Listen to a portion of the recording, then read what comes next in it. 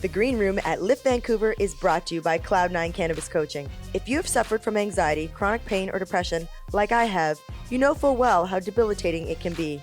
Brady Sparrow, founder of Cloud9 Coaching, specializes in microdosing cannabis to help her clients lead more balanced lives. Whether you've been using cannabis your entire adult life or just now learning about this incredible plant, Brady's simple microdosing guide will help you find the perfect balance in just 1 month. Brady is about to host her first 30-day challenge called Find Your Cloud9 in 30 Dope Days. I'm doing it and you should too. So why not go over to cloud9coaching.com and join us. Be sure to use coupon code Jackie, JACQUI, for a special Green Room discount. What's going on, everybody? It's Les from Cannabis.Wiki. We are here in the Green Room. I have Gerald Majors to my side, C-Fam, President, and my lovely co-host, Jackie Childs. Hey, guys. And who do we have here? Mike. My friend Mike. Mike Zmuda from Cannabis Labs. Hello. Welcome to Hello. the Green Room. Thank you so much for Thanks having for stopping me. in. Appreciate it. So, tell us what you're up to and why you're here at Lift. Well, I'm doing my live tweeting thing as usual. Some good panels so far on some things that kind of interest me, a analyst. Not to talk myself up too much, but I just got a promotion of VP of Regulatory Affairs. Yeah!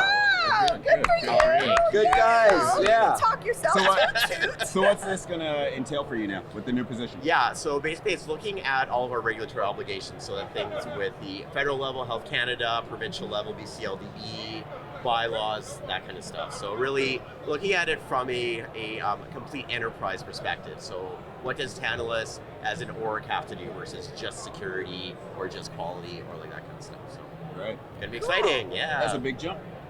It is. So I was quite surprised. How did you come into the cannabis industry? Where did you Yeah, so I actually used to work for TELUS before I Okay. came here last year, November. So I DM'd Dan one day, Dan Sutton, our CEO at TELUS, and I was like, hey Dan, I'm gonna send you a resume. And he was like, okay. So I sent it to him and he got back to me really quick. He's like, you're awesome, not quite what we're looking for right now, but like any LP would be awesome if they could poach you. Right. So then 3 months later, he sends me another DM. He says, yeah, so we're gonna fly you out here for an interview. We just lost our head of security to another LP. And it was basically just a day of like hanging out with Dan, and and I got the job.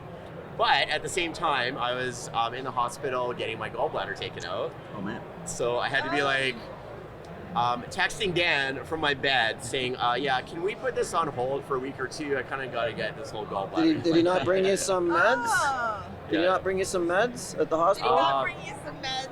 I had Dieter from Aurora Cannabis bring me some back pain medication because their beds are awful. But that's Their beds were awful. Hospital beds, not the most comfortable. So talk to me about your organization and corporate social responsibility. Yeah, sure. So we're very based around sustainability. So our production, we use all recaptured rainwater, Right.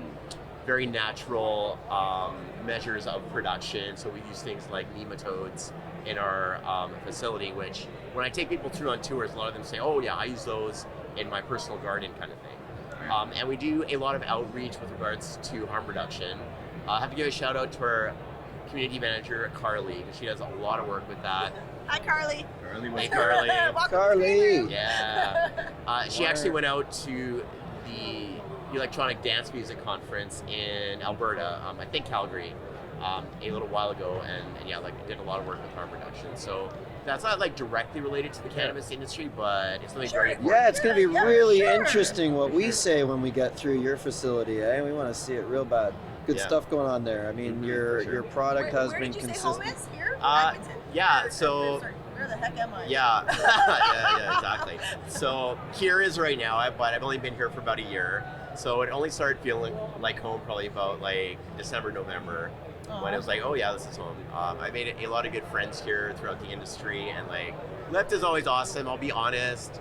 There's value coming here for the business part of it, but it's all about the parties. Right, the people Yeah. and the whole. Well, that's People where at the parties. most collaboration gets underway. Absolutely, like all the networking happens, smoke circles or parties. Like, no offense to all of our wonderful networking events, they're great, but that's where most of the Right. networking How did we happens. meet? Didn't we meet at after a Lift, or we're at like Yeah. Harvard or whatever? And I have some social anxiety, and I shared my. Yeah, totally. Yeah, we met at Lifford for the first time, I think. Obviously, I'm very online and talked to you online a bit about those issues, and Yeah. finally met at Lifford.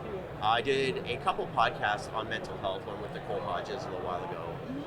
It's very important because it's something that's kind of related to cannabis, but there's a big stigma. Like mental health is something, if you mention that to your doctor and like you want to take cannabis, they're going to throw up a wall right away because bipolar is actually one of the conditions that is not really a traditional contraindication, but it's like your doctor has to basically tell us this is okay for you because there's a lot of danger with bipolar, which I'm not sure if I'm on the same page as that, but I'm not a doctor at some point.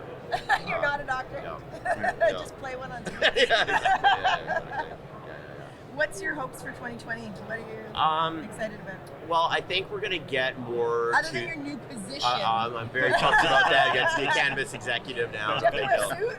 I should get one of those. I should get like a red I was just gonna like like I'll trade you one of your about Tantalus white because I want to be like a doctor, right? I'll trade you the coat. Imagine Gerald. Gerald came through dripping in this morning. I heard this morning you can only do things once, I mean, yeah, definitely.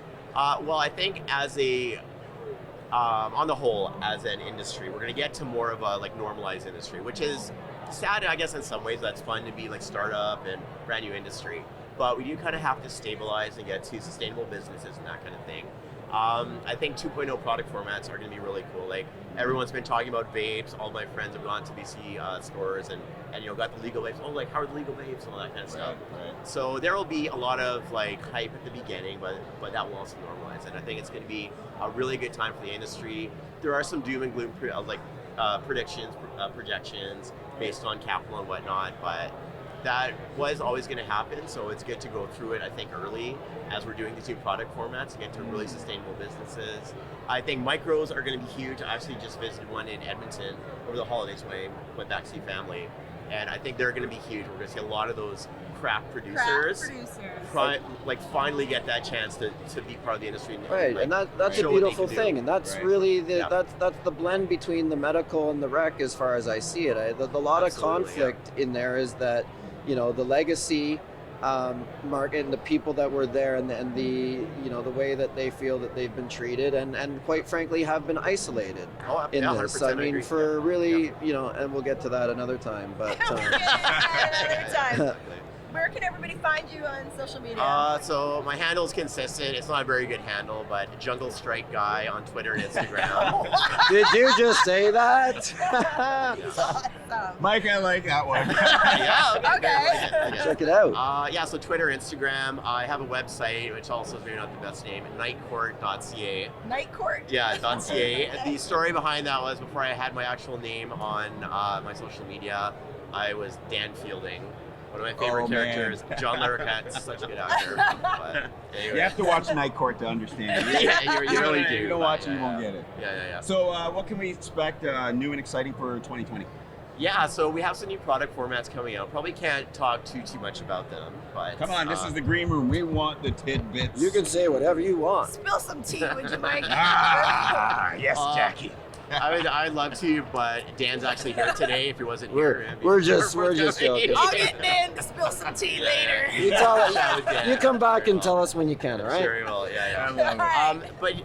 But yeah, lots of good stuff coming out, and like even with us, we're like going in new directions, and yeah, I think it's gonna be a really, really good year for us and for the industry as a whole. Like even for the big guys, like people have that perception that like little guys and big guys kind of fight. Like on Twitter, I throw a lot of shade towards Canada. Yeah. Right. But there are actually a lot of opportunities for the little guys to work with the big guys. It's all about being collaborative and understanding that a rising tide floats all boats. It's not about scarcity and like if you get this much, that's that much less for me. Definitely not about that. I don't think. Room Anyway. for all of us. Yeah, exactly. You're always going to have space inside the green room. I appreciate. I like your message. I definitely like your message. Mental health and awareness, I'm big on. It's also super, I always talk about all So now we have some more mental health champions, right? I talk about how social media can gang up and gets yucky and whatever, and he's always jumping in and sliding in and saying, you got this, you're okay, and I hear you and I understand. Right. And sometimes that's all we need. So where can we find that piece that you did on mental health? Where can we find it? The podcast. The Dopest? Yeah, if you search for The Dopest, DOPIST, on Spotify or iTunes, it'll be there. Excellent. Yeah. Great stuff you're doing. Yeah, for sure. And I also wrote a piece a while ago. I will say like it's on my website, but it just talks about kind of my experiences and like the overall challenges I guess people can run into to with mental health. So one final question from you. It's kind of pretty important. I want the perspective, right? So Yeah. what we've done on mental health in the last 5 years, okay, I mean, we've created a whole lot of awareness. We put some structure on raising some money. So why is it that when a mental health episode happens in public, that doesn't look like a mental health episode, that may look like aggression or irritation or anger? Why is it people are still running? Well, Do we really tolerate Good mental health? question, Gerald. Yeah, Do we really tolerate That's a it? hard one. Yeah, totally.